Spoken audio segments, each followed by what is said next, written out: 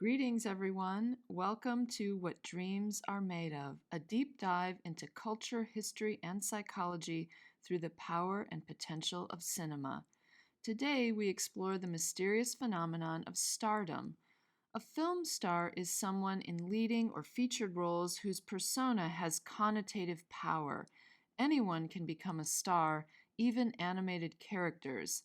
And in the 1930s, there was no bigger star than Betty Boop, arguably the world's first synthetic motion picture star. What was the secret of her appeal?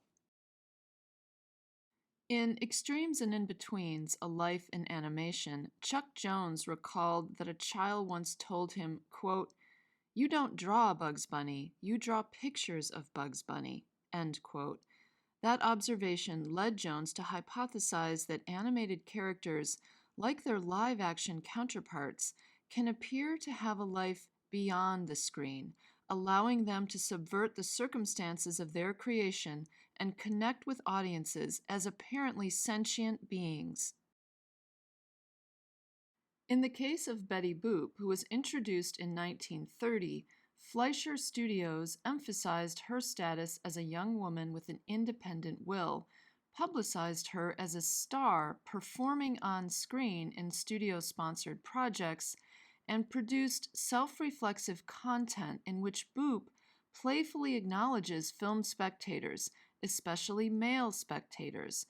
Thus, from almost the moment she arrived, Boop thrilled audiences because she had the potential to step beyond the motion picture frame and the animators who controlled her.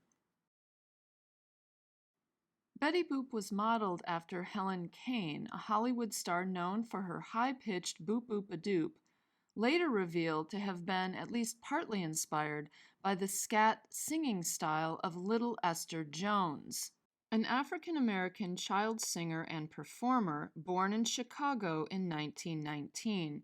Little Esther's career began with a Charleston contest at the age of 6, and by the age of 10, she was touring the globe. In 1929, the Chicago Defender, a prominent African-American newspaper, described her as, quote, "the highest paid child artist in the world, with a salary of $700 per week," end quote. Researchers have also noted that Betty Boop is rather obviously Jewish, a product of Max and Dave Fleischer's heritage and their upbringing in New York immigrant neighborhoods. Betty Boop was arguably the first cartoon character to deal openly with sex. A holdover from the 1920s, she was a symbol of the counterculture of the Jazz Age, a flapper who could flirt and tease but remain pure and innocent. May Castell, who became the established voice for Betty, brought a combination of sweetness and sauciness to the role. According to Heather Hendershot in Industrial Censorship and Betty Boop's Shifting Design, quote, "The pre-1935 Betty Boop embodies the two classic female subject positions of childlike virgin and hypersexualized whore," end quote. Betty Boop cartoons released from 1930 to 1934, before the motion picture production code that limited the portrayal of sex and violence in cinema began being enforced, are often titillating, contradictory, and outrageous, with Boop flaunting her sex appeal while being pursued by a succession of villainous male characters. Extra-diegetic means existing outside the diegesis or the story world. Notably, Betty Boop had a life that transcended the motion picture frame, raising the emotional stakes for her films. She was publicized as a creation with self-determination, not simply a drawing. She could move freely from the cartoon world to the real world, and she was a star in her own right. On the screen, she openly winked at viewers, demonstrating her knowledge of the fourth wall and her ability to break it. Typically, none of the other characters in her films had that power. When she encountered sexual harassment, her spirited self-awareness helped her evade it, but also, made the menace she confronted more concerning and therefore more despicable on the part of the characters who attempted it. For viewers, Boop was not just a cartoon woman, she was Sweet Betty.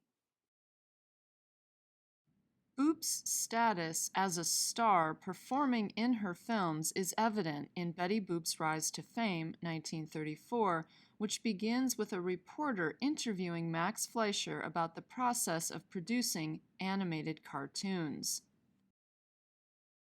In this film, Fleischer has the power of creation. He draws Betty, but once she exists, she has a will of her own and speaks to him directly, referring to him as Uncle Max. He tells her that the reporter wants to see her act and asks her what she would like to do.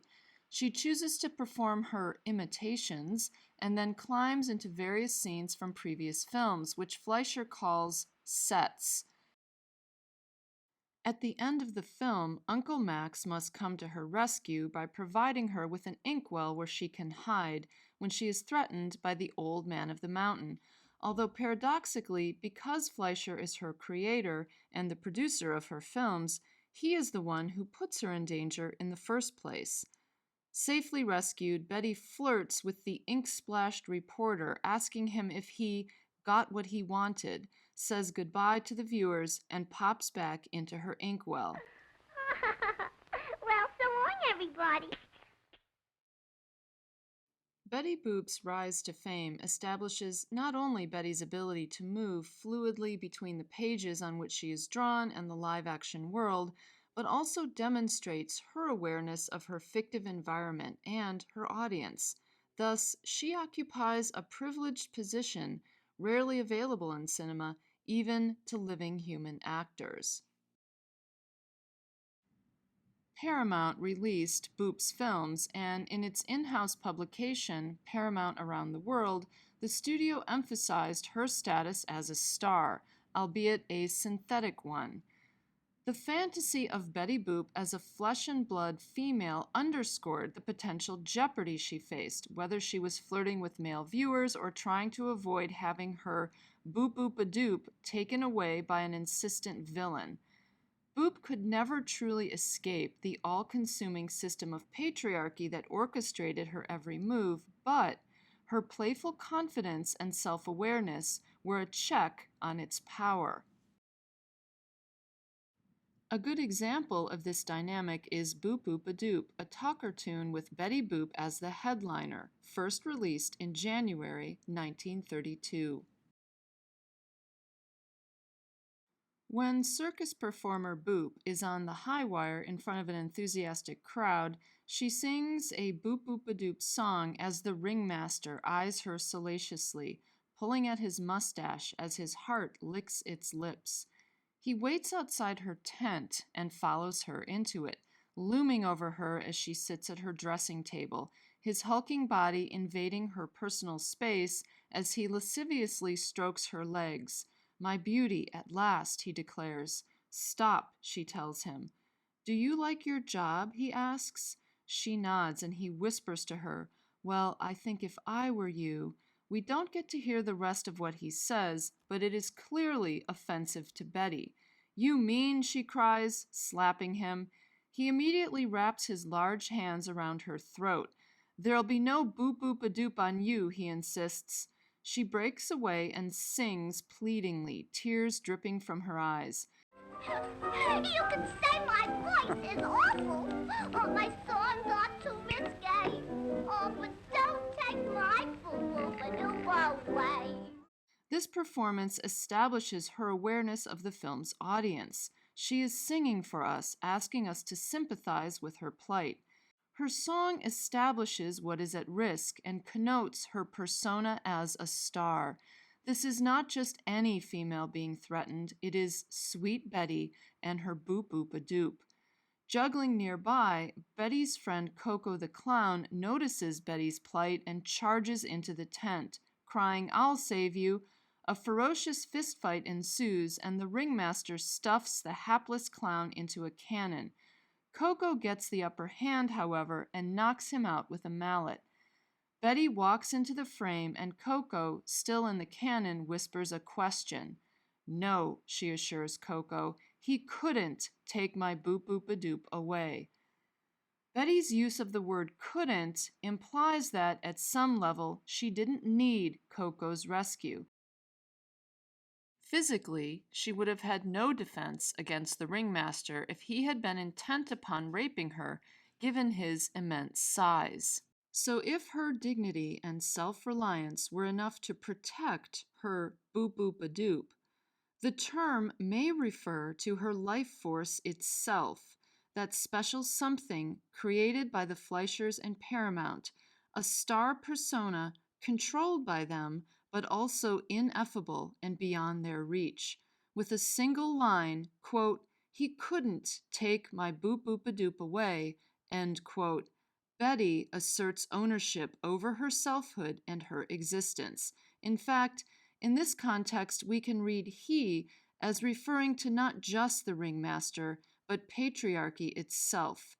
She was created by male artists and producers, but now has a unique identity that cannot be easily revoked or eliminated.